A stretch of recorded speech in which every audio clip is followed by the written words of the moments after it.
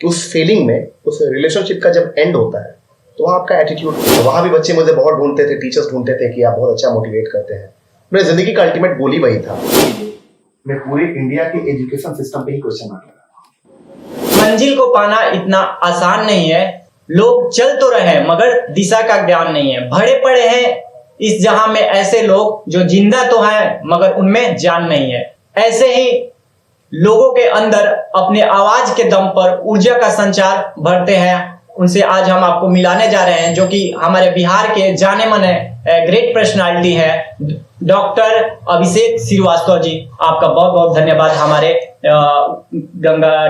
Ganga webs channel में। Thank you sir, I am grateful. कि doctor अभिषेक श्रीवास्तव जी के बारे में मैं जितना भी बताऊं कम है, और आप इनको भली भांति जानते भी हैं, ये परिचय के मोहताज नहीं, लेकिन फिर भी मैं आपको बता दूं कि अगर इनको बहुत से नामों से जाना जाता है। अगर मैं कहूं कि एक ऑथर है, एक ये मोटिवेशनल स्पीकर है, एक स्टूडेंट कोच है, कंटेंट राइटर है, यानी कि ये बहुत से इन कार्यों से जाने जाते हैं। और अब आगे हम जानेंगे अभिषेक श्रीवास्तव जी से कि आप हमें ये बताएं, क्योंकि आज के दौर में एक मोटिवेशनल स्पीकर जो है वो एक जो प्लेटफॉर्म है वो चुनना हम आगे आने वाली पीढ़ी के लिए बहुत ही वो ये चीजें डिसाइड करना कि हम मोटिवेशनल स्पीकर बने, एक इसकी बात हो जाती है कि हाँ इस चीज को करना हमारे फ्यूचर के लिए सही रहेगा कि नहीं रहेगा। क्योंकि हम लोग ज्यादातर जानते हैं कि government job, private job and business, ये मोटिवेशनल स्पीकर ये थोड़ा सा हमारे सोसाइटी को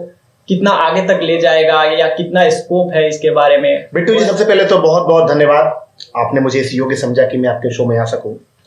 और आपका जो सवाल है, आपका सवाल ये है कि बिहार में जहां लोग प्राइवेट जॉब्स, गवर्नमेंट जॉब्स की तरफ भाग रहे हैं, खासकर गवर्नमेंट जॉब्स की तरफ जा रहे हैं, अगर आप देखेंगे बिहार का अगर आप डेटा खंगालेंगे तो you will come to know कि 85% से अधिक जो नौजवान है वो गवर्नमेंट सर्विसेज को प्रेफरेंस देते हैं। आपका सवाल है कि सर आप क्यों मोटिवेशनल स्पीकिंग में आए और बाकी के नौजवान कैसे इसको देखेंगे। जहां तक मेरी समझ है, as far as I know, motivational speaking एक organised, well thought, deep rooted profession है। मेरे हिसाब से प्रोफेशन से कहीं ऊपर अगर मैं कहूं तो एक पैशन है, जहां हम लोगों की लाइफ को ट्रांसफॉर्म करते हैं, जहां पर हम उनको रोड मैप्स देते हैं, जहां पर उनको हम स्ट्रैटेजी शेयर करते हैं और स्टेप बाय स्टेप उनको टूल देते हैं, सो दैट उनका एग्जिस्टिंग ओल्ड बिलीफ्स जिसके कारण अपनी जिंदगी में वो अगले लेवल पे नहीं जा रहे हैं वो टूटता है, राइट। और साथ ही साथ पूरे के पूरे नए न्यू थॉट्स को हम लोग प्लांट करते हैं। सवाल ये है कि मैं क्यों बना और आज के नौजवान इसको किस नजरिए से देखते हैं। उससे पहले, उस टॉपिक पे जाने से पहले सर मैं आपसे जानना चाहूंगा कि आप थोड़ा सा हमें आप अपनी प्रारंभिक शिक्षा वहां से शुरू कीजिए, क्योंकि उस चीज को हम पब्लिक जानना चाहती है कि आपने कहां से शिक्षा शुरू की, और फिर हम आते हैं उस पॉइंट पे। देखिए बिट्टू जी, जहां तक अगर आप प्रारंभिक शिक्षा की अगर आप बात कर रहे हैं तो मैं बहुत, I am not BTech MTech, कोई बहुत बड़ी डिग्री मेरे पास नहीं है। मैं अगर कहूं तो I have been a big failure अपनी पढ़ाई में, अपनी लिखाई में। बचपन से मैं ठीक ठाक था, उसके बाद कुछ मुझसे स्टूडेंट लाइफ में मिस्टेक्स हुई और फिर ऐसा हुआ कि आप कह सकते कि मेरी पढ़ाई अधूरी रह गई। कोई खास मेरी पढ़ाई, कोई खास डिग्री है नहीं, बस जनरली आप जो कह सकते हो कि किसी तरह से खींच तीर के इंटरमीडिएट और आगे की पढ़ाई होनी, वही हुई है, कोई खास नहीं है। लेकिन मैंने अपने आप को लगातार बुक्स के थ्रू, ऑडियोज के थ्रू, वीडियोज के थ्रू, और सबसे इंपॉर्टेंट चीज, मैं हर सप्ताह, हर महीने मेरा प्लान रहता है, मैं प्रोस्पेक्टिंग करता हूं, मैं बड़े बड़े लोगों से मिलता हूं, वैसे लोगों से मिलता हूं जो अपने फील्ड के मास्टरपीस हैं, उनका इंटरव्यू करता हूं। बिल्कुल, आप इनके अगर चैनल पे विजिट करेंगे, आप इनके अगर सोशल मीडिया पे प्लेटफॉर्म पे विजिट करेंगे तो आप देखेंगे कि ये एक प्रत्येक दिन इनका एक शेड्यूल होता है। वो शेड्यूल हो सकता है वो बड़े बड़े मिनिस्ट्री के साथ हो, बड़े बड़े ऑर्गेनाइजेशन को ये वहाँ पे रिप्रेजेंट कर रहे होते हैं। तो सर मैं कहना चाहता हूँ कि मोटिवेशनल स्पीकर बनना आज के जनरेशन के लिए अगर कहें कि मोटिवेशनल स्पीकर बनो, आप इस फील्ड में जाओ, तो बच्चे जो होते हैं थोड़ा डर जाते हैं। तो आपके अंदर कब से आई कि मैं इस चीज को चुनूं, हाँ मेरे अंदर ये काबिलियत है, मेरे अंदर ये पैशन है कि हाँ मैं इस चीज को करूं? देखिए बिट्टू जी, ये प्रश्न अक्सर मेरे पास आता है और मेरे पास इसका एक ही जवाब है, अपने दिल से जानो पराए दिल का हाल। There was a time in my life when I was suffering from chronic stress and severe depression. On top of that, I attempted suicide for more than 10 times in this home. Or I failed in matriculation. I tried in 3 different segments where I just tried to become a BCom graduate. I tried to become a BCA graduate. लेकिन मैं कुछ कर नहीं सका खास। और उस दौरान मैं एक लड़की के साथ रिलेशनशिप में आ गया था। वो काफ़ी बड़ा डिजास्टर मेरे लाइफ के लिए रहा। उसके बाद सुसाइडल थॉट्स आने लगे। और अगर मैं ये कहूँ कि अपने ही घर में I was the most neglected child of my own family, तो ये गलत नहीं होगा। आई am not blaming my parents for their points of view, लेकिन हर बच्चा खास होता है। मेरी खासियत को मेरे घर वाले कोई समझ नहीं सके। तो जब उस डिप्रेशन से मैं ओवरकम किया, सुसाइडल थॉट को जब मैंने ब्रेक किया, तो मुझे लगा मैं निकल सकता हूं। कितने बच्चे फंसे हुए होंगे, बिल्कुल हजारों बच्चे फंसे हुए होंगे, हजारों लोग फंसे हुए होंगे। तो वो जो स्पार्क है ना, वो जो इंस्पिरेशन है, वहीं से मेरे को मिला। और वहीं से मैंने डिसाइड किया कि मैं सबसे पहले टीचिंग फील्ड में आऊं। 10 साल मैंने टीचिंग की। तो सर मैं उससे पहले आपसे पूछना चाहूंगा, आपने बहुत सारी असफलताएं देखी अपनी लाइफ में, और आपके अंदर आया कि अगर बहुत सारे ऐसे हैं जो असफल हुए हैं लेकिन बाद में चल के सफल हुए हैं, तो वो सारी चीजें पढ़ के आपने उस चीजों को जानकर फिर अपने लाइफ में एक गोल क्रिएट किया कि मुझे ये चीज अचीव करना है। तो मैं ये दर्शकों को दर्शक जानना चाहेंगे कि आप ये बताएं कि वो जो रिलेशनशिप के वजह से आप थोड़ा सा डिस्ट्रैक्ट हो गए उधर, थोड़ा नहीं बिट्टू जी, बहुत ज्यादा डिस्ट्रैक्ट हो गए, तो कहने का मतलब उससे क्या वो रिलेशन रहा या वो रिलेशन वहीं पे ब्रेकअप हो गया? उसके बाद से इससे कैसे बाहर आए? क्योंकि बहुत सारे ऐसे हमारे जो दर्शक देख रहे हैं, वो बहुत सारे ऐसे कभी कभी वो भी इस चीजों को फेस करते हैं। तो इस चीजों से कैसे बाहर आए, आपने कैसे बाहर आया, इस चीजों को थोड़ा हमारे दर्शकों को बताएं। देखिए, इसमें कहीं कोई डबल ओपिनियन नहीं है कि जब सीरियसली किसी लड़की के साथ आप रिलेशनशिप में आते हैं, तो उसमें कोई सेकंड ओपिनियन नहीं है कि एक बहुत खूबसूरत वो दुनिया होती है, बहुत ब्यूटीफुल लाइफ होती है।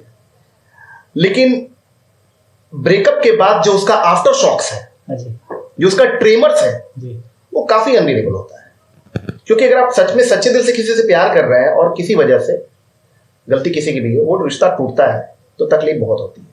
अब सवाल ये है कि उस फीलिंग में, उस रिलेशनशिप का जब एंड होता है, तो आपका एटीट्यूड क्या है, वो डिटरमिन करता है कि आप कितना ग्रो करेंगे लाइफ में।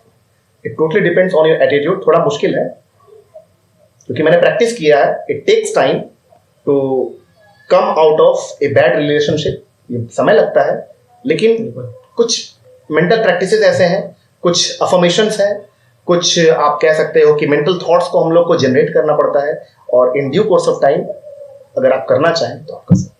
जी बिल्कुल। तो देखिए कि डॉक्टर अभिषेक श्रीवास्तव जी, यानी कि उससे फिर बाहर आकर आपने जो गोल क्रिएट किया, उसके बारे में बताएं कि आपको क्या लगा कि अब मुझे ये करना चाहिए। उसी टाइम आपको लगा कि मुझे मोटिवेशनल स्पीकर बनना चाहिए? I was completely shattered from with in. भीतर से मैं पूरा टूट चुका था। I have a hopeless and in my life. तो उस टाइम मैंने सोचा कि मैं टीचिंग जॉब को, क्योंकि मेरे पास कोई ज्यादा ऑप्शंस नहीं थे, मैं टीचिंग जॉब में आया। 10 साल मैंने टीचिंग किया। पटना के छोटे से बड़े हर एक ब्रांड में मैंने पढ़ाया, और पढ़ाते पढ़ाते मुझे समझ आ गया कि एक्चुअली में जो मुझे करना चाहिए स्टूडेंट्स के लिए, सोसाइटी के लिए, तो यहाँ के मैं कर नहीं पाऊंगा। तो sir, which subject do you teach? मैं इंग्लिश पढ़ाता था, और 10 साल मैंने पढ़ाया, और वहाँ भी बच्चे मुझे बहुत ढूंढते थे, टीचर्स ढूंढते थे कि आप बहुत अच्छा मोटिवेट करते हैं। मेरी जिंदगी का अल्टीमेट गोल ही वही था। ये 5 years बैक मुझे ये मोटिवेशन का, आप कह सकते हो कि आप कीड़ा कह सकते हो, या मोटिवेशन का एक ऑपोजिशन कह सकते हो, आप एक लुनेसी कह सकते हो, मैडनेस कह सकते हो, मुझे लगा। और मैंने डिसाइड किया कम वॉट में, okay, I will die for a cause in my life, and the cause is human transformation. Okay तो मैं आप सभी को बता दूं कि सर की बातें सुनकर आगे आप इससे भी ज्यादा इंस्पायर होंगे। क्यों कह रहा हूं यूं? क्योंकि आप ये हमारे सामने एक बुक देख रहे होंगे, wisdom of excellence, live by triumph not by tragedy, है ना। तो कहने का मतलब इन्होंने उस चीज से बाहर आकर एक बुक भी लिखा, बहुत सारे स्टूडेंट्स को, बहुत सारे लोगों के अंदर एक जान भर दी और उनको एक सही दिशा दिया।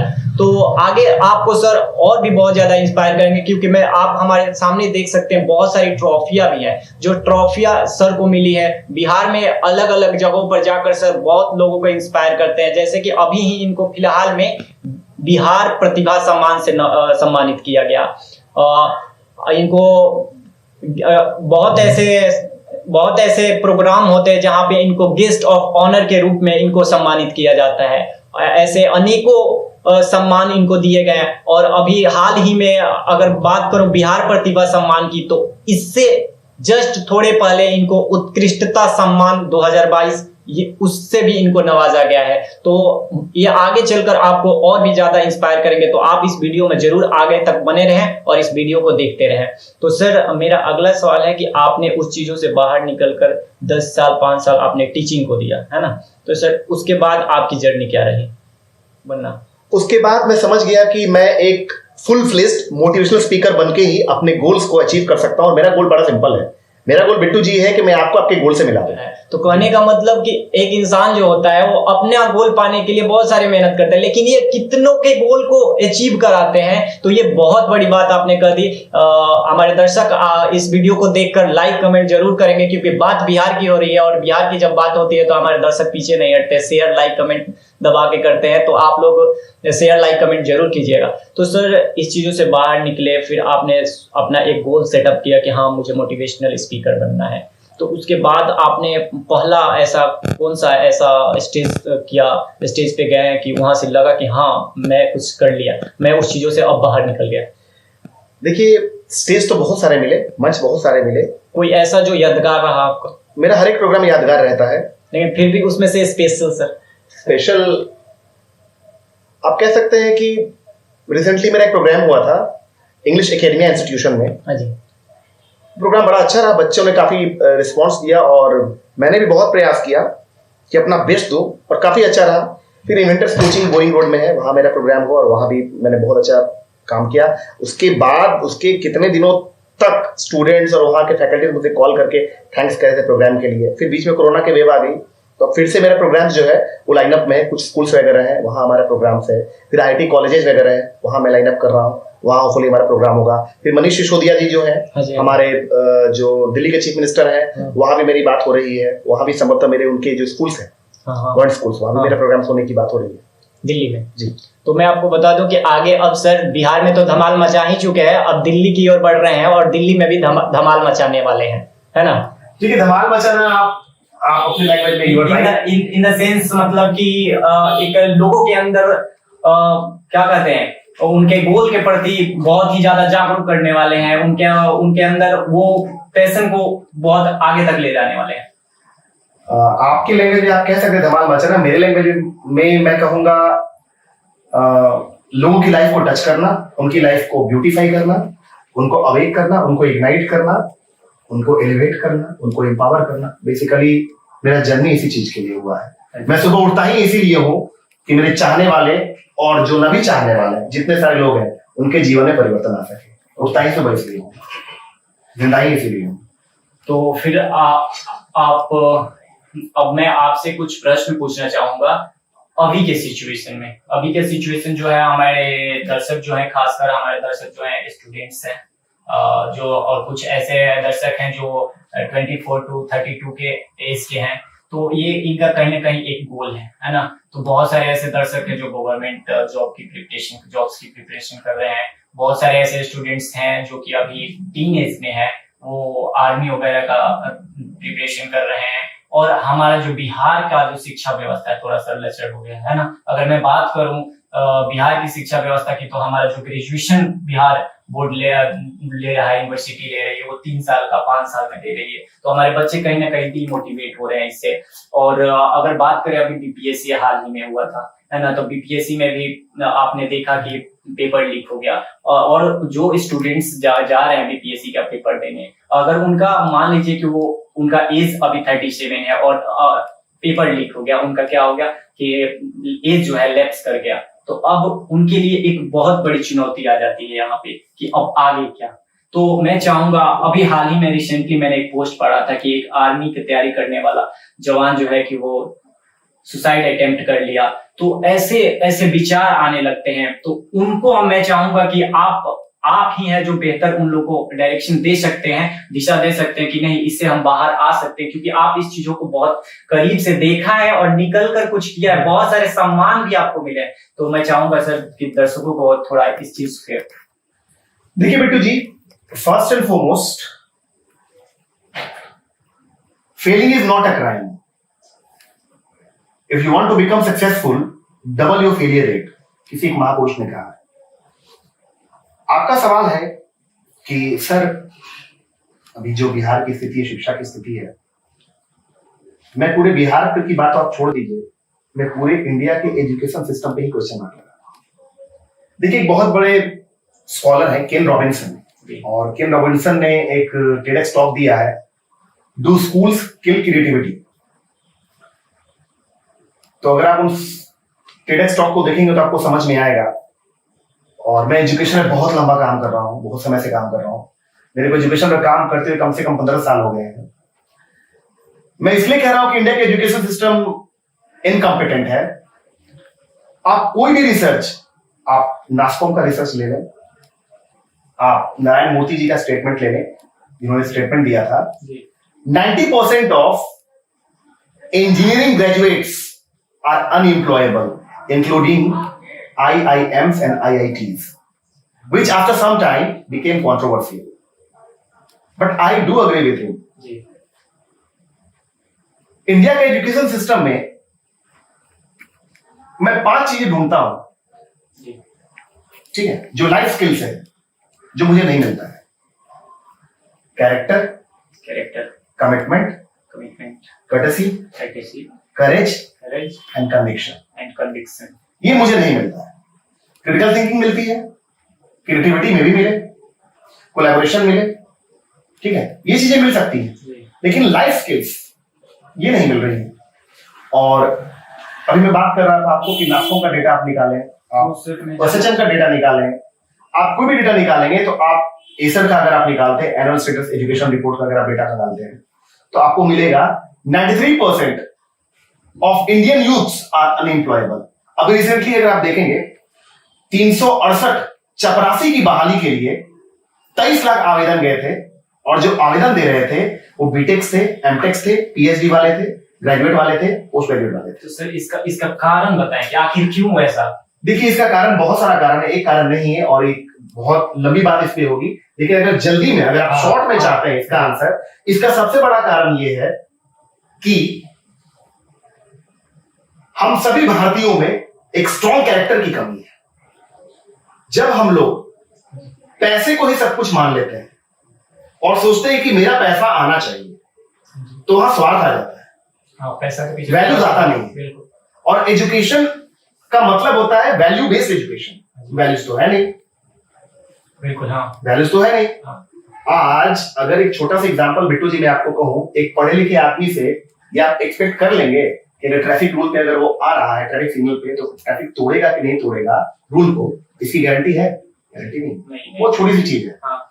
और एक बात मैं कहना चाहूंगा, दर्शक यहाँ देखें और ध्यान से सुने, अभी बचपन से जो हमें संस्कार मिलते हैं वही जब हम बड़े होते हैं तो उभर कर आते हैं। छोटा सा उदाहरण मैं अगर आपको दूं, मैं मेरे बेटे को पार्क ले जाता हूं और वहां पार्क पे लिखा होता है, द साइन बोर्ड सेज 4 रुपए का टिकट, और जिस बच्चे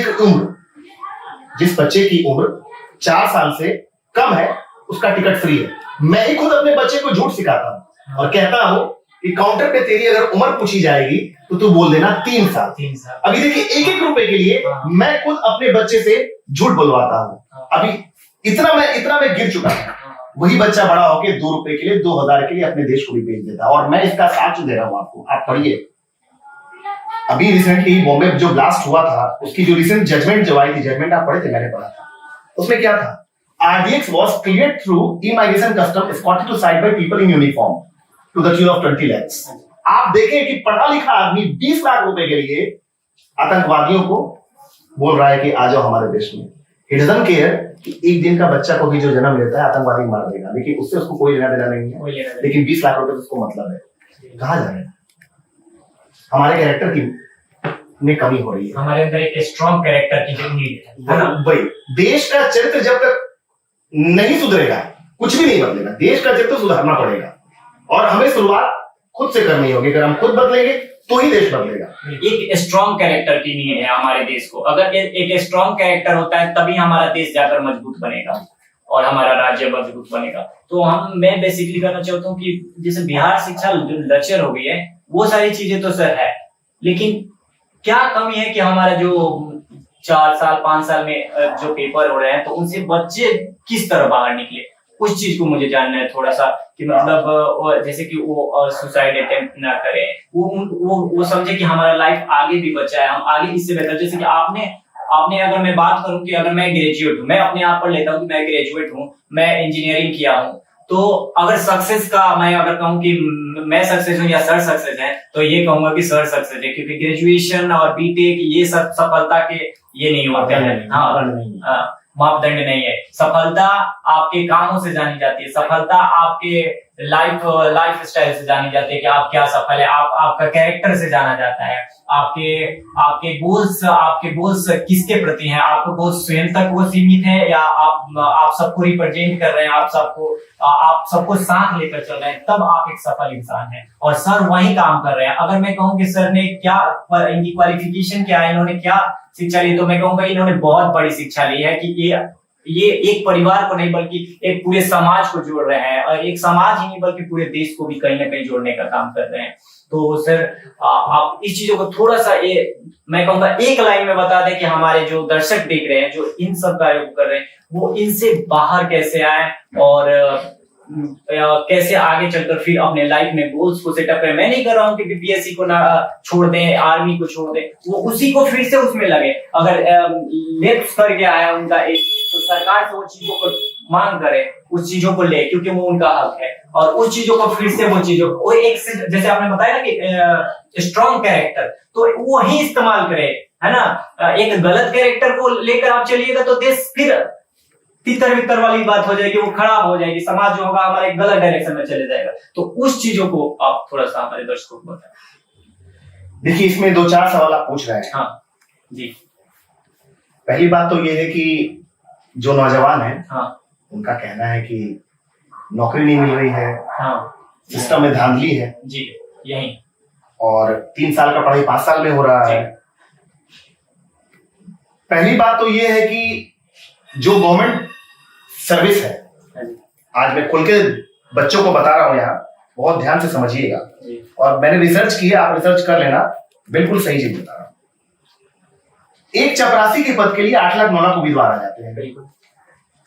तो आपको पता है एग्जामिनेशन पेपर जो बनता है उसका ऑब्जेक्टिव क्या होता है बिट्टू जी? क्यों बनाया जाता है?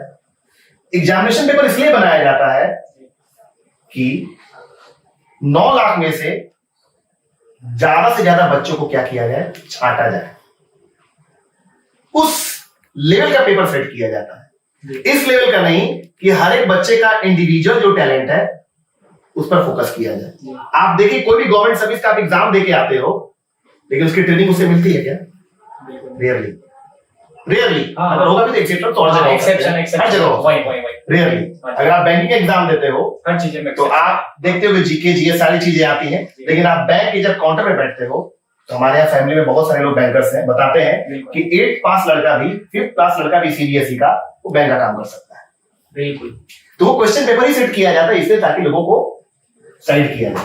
पहली बात तो है। दूसरी बात, बिहार बोर्ड में जितने भी लोग हैं, जो लोग अच्छा काम कर रहे हैं उनकी मैं बात नहीं कर रहा हूं, उनको मैं दिल से प्रणाम कर रहा हूं, लेकिन ज्यादातर लोग क्या है, इस फिलॉसफी पे काम करते हैं, अपना काम बनता, भाड़ में जाए जनता। और ये हमारे पूरे की पूरी सोसाइटी को खत्म कर रहा है। अभी अब्दुल कलाम जी कह रहे थे कुछ दिन पहले, मैंने पढ़ा था उनकी बुक से, 30% of Indian families are corrupt. क्यों कह रहे हैं भाई 30%? Can you imagine?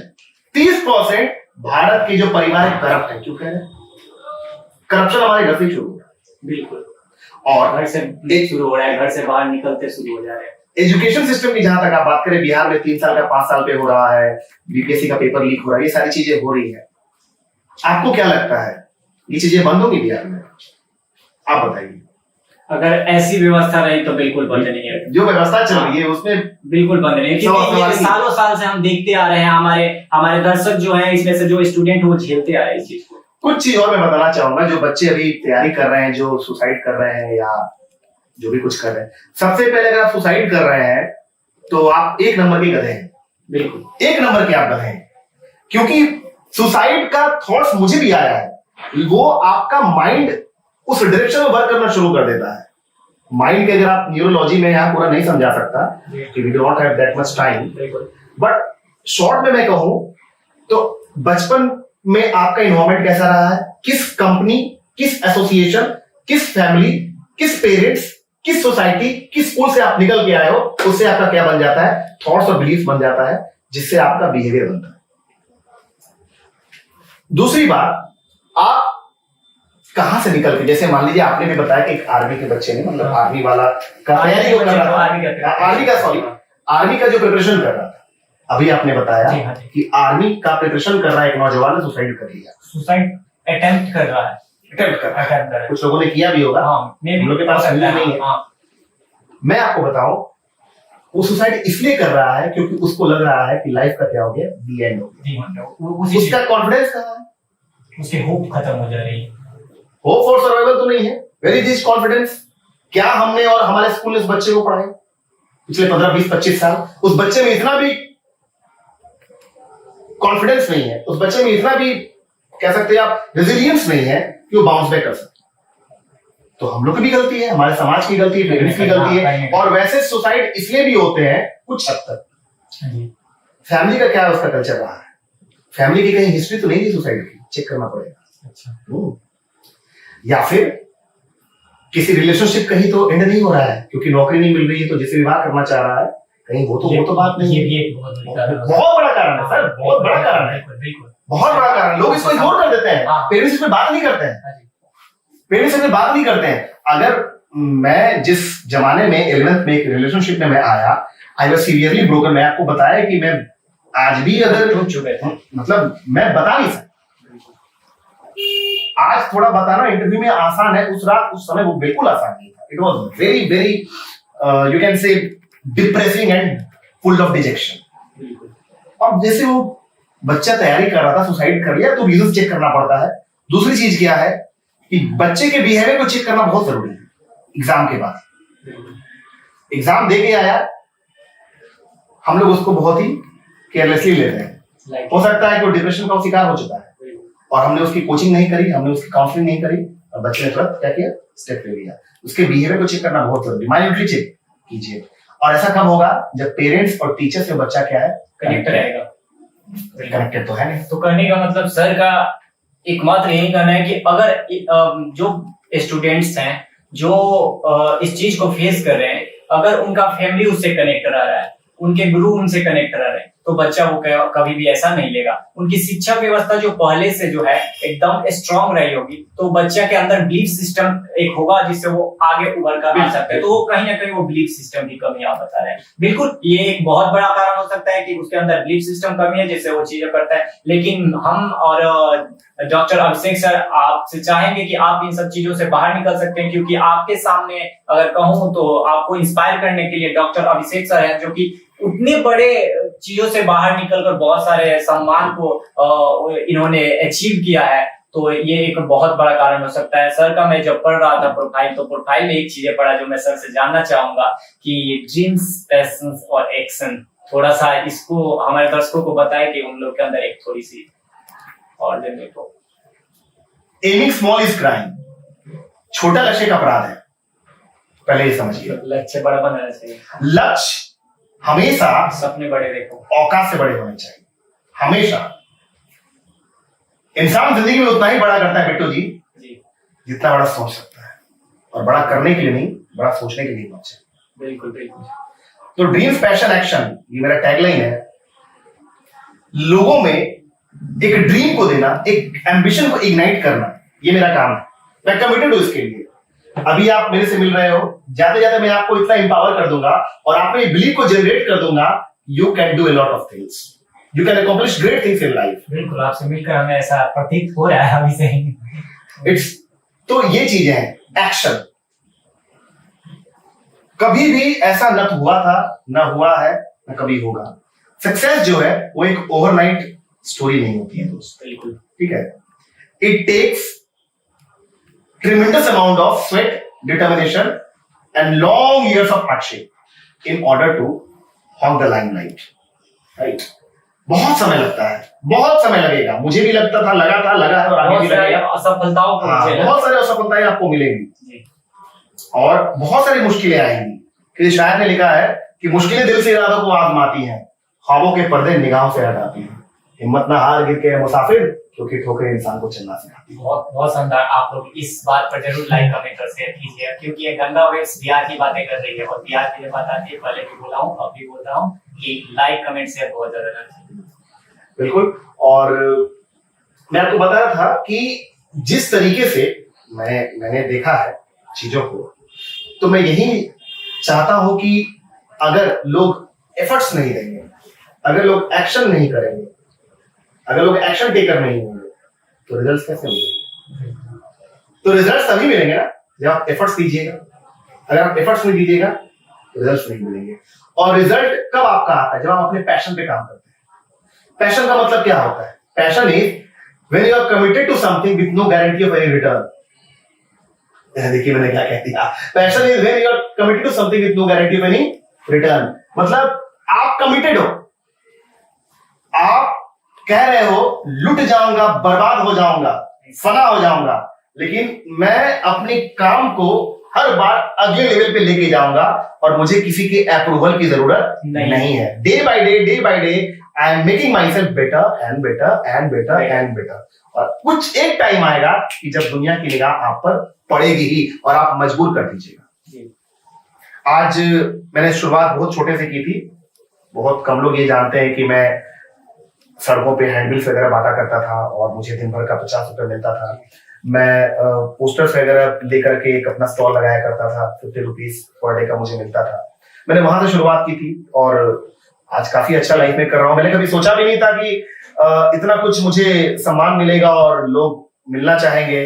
जितने भी बड़े बिहार के लीडिंग एजुकेटर्स आपके जुबान पे नाम आते हैं, अभी नाम आ रहे हैं, अभी अब नाम लीजिए, वो मेरे को बहुत अच्छे से जानते हैं और बहुत अच्छा रिलेशनशिप है हमारा और हम लोग जुड़े हुए हैं और हम लोग मिल के बिहार को प्रेरित करने की कोशिश कर रहे हैं। बिल्कुल, लेट्स इंस्पायर बिहार। बिल्कुल, लेट्स इंस्पायर बिहार एक मुहिम है। हमारे आईपीएस अधिकारी हैं, हाँ, श्री विकास वैभव जी हमारे बहुत करीबी मित्र भी हैं और मैं विकास वैभव जी के बारे में जरूर इस वीडियो में जिक्र करना चाहूंगा कि बहुत बड़े अधिकारी हैं, आईजी लेवल के हैं, लेकिन मैंने अपने समस्त जीवन में इतना हम्बल इंसान नहीं देखा। इतना डाउन टू अर्थ वो है, इतने डाउन टू अर्थ है, मतलब कोई वीआईपी स्टेटस नहीं है। आप मिलोगे, आपसे बहुत अच्छे से बात करेंगे। हम उनके हर पोस्ट को देखते हैं तो वो उनके अगर पोस्ट को देखें लेट्स इंस्पायर बिहार, तो आप भी उससे बहुत उस पोस्ट से बहुत कुछ सीख सकते हैं। और वैभव सर के जो ये मुहिम उन्होंने चला रहे हैं कि लेट्स इंस्पायर बिहार, तो उस पे आप जाकर देख सकते हैं। और आप भी उनका एकमात्र कहना यही है सर कि मतलब जो चीजें हमारे अंदर है वो हम तक ना रहे, वो औरों तक जाए।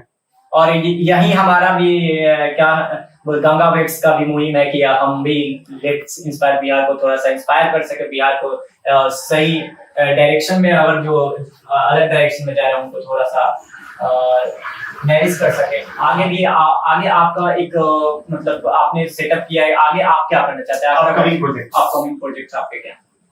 और एक चीज और, आपके कमेंट बॉक्स में पढ़ा तो उस कमेंट बॉक्स में लिखा था कि आप बहुत ज्यादा विजिट करते हैं इधर उधर, है ना? इधर उधर करने का सेंस है कि मतलब बहुत सारे ऑर्गेनाइजेशन को रिप्रेजेंट करते हैं, कभी बात करें बिहार में, कभी दिल्ली में, तो कभी बात करें यूपी में, तो कभी बात करें बिहार के अलग अलग डिस्ट्रिक्ट में बड़े बड़े मिनिस्टर, बड़े बड़े अधिकारियों के साथ। तो देखिए, मेरी अपकमिंग प्रोजेक्ट ये है कि मेरी अभी दूसरी बुक आ रही है, यू आर अनस्टॉपेबल। तो मैं बता दूं कि सर का एक दूसरा बुक है, पहला बुक आप देख सकते हैं विजडम ऑफ एक्सीलेंस, दूसरा बुक आ रहा है यू आर अनस्टॉपेबल। तो आपको वो लिंक भी मिलेगा और गंगा वेब्स आप देख सकते हैं। पहली बुक ये है और दूसरी बुक आ रही है यू आर अनस्टॉपेबल। और आपने पूछा कि मैं क्यों इतने लोगों से मिलता हूँ, ये मेरे दर्शकों का कहना है, हाँ। आपके दर्शकों का कहना है। मेरे दर्शकों, मेरा तो अभी है, मैंने आपका चैनल देखा तो वहां पर दर्शकों का कमेंट बहुत सारे आए थे, तो आप शायद बिजी थे तो उस चीजों को नहीं डिस्क्राइब कर पाए। तो हमारा काम है कि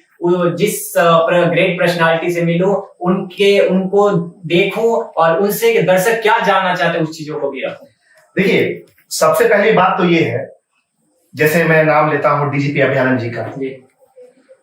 बिहार में शिक्षा में बहुत काम किया उन्होंने, उनसे मिलने मैं 2 बार गया, अभी फिर मैं जाऊंगा, उनकी एक बुक भी आ रही है। उस इंसान की एज 60 प्लस है, 25 to 30 इयर्स उन्होंने एजुकेशन को दिया है, बिहार को दिया है। मैं 2-2 घंटे का अगर 2 ट्यूशन ले लूं उनसे, तो 25 इयर्स का एक्सपीरियंस वो 4 आवर में मेरे पास आ जाएगा।